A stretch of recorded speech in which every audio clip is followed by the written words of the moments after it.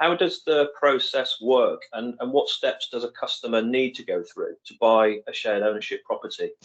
Well, to be honest, it doesn't necessarily start with me in this instance. I know on the open market that advice is always to go and see a mortgage advisor first and find out what your borrowing capacity is.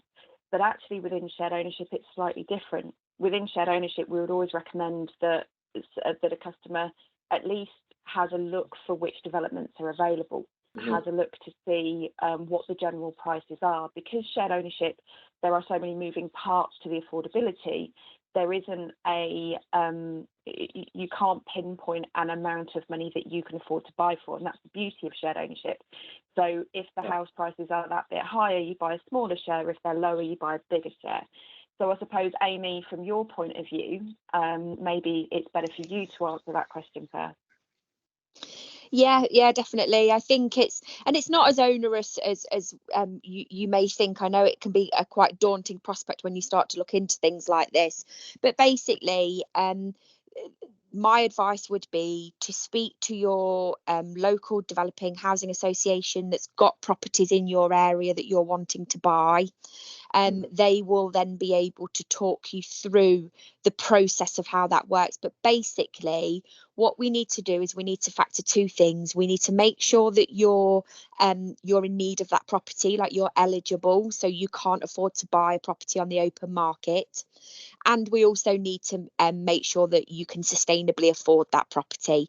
And this is where, once we've done our kind of checks to make sure that, yes, you are eligible for shared ownership, and that looks at things like your employment status, your living status, and the big thing that tests that is your affordability, so that you couldn't afford to buy on the open market. Some of our properties and developments will have strict local connection criteria, and that's just to really make sure that the affordable homes that we're developing in areas that maybe don't have a lot of development retain as affordable for the local community. So again, your housing association can advise you on what that would be. But the main thing here for us as housing association developing partners, it's really important that we work with specialised bodies such as Kelly at TMP. And the reason for that is that they can advise us once we think that our customer is eligible to buy. They can advise us to what level they can buy and sustainably buy. Kelly touched upon there that there are a lot of moving parts. And what that means is that we need to make sure that everything's been taken into account.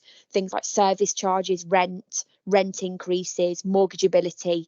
And the job that Kelly and her team do is so detailed and so kind of personally driven that once they say, yes, this person can sustainably afford to buy this share, we know that we're comfortable to proceed with them. And as soon as those bits have done, it's just like a normal sale. So the process of buying doesn't change.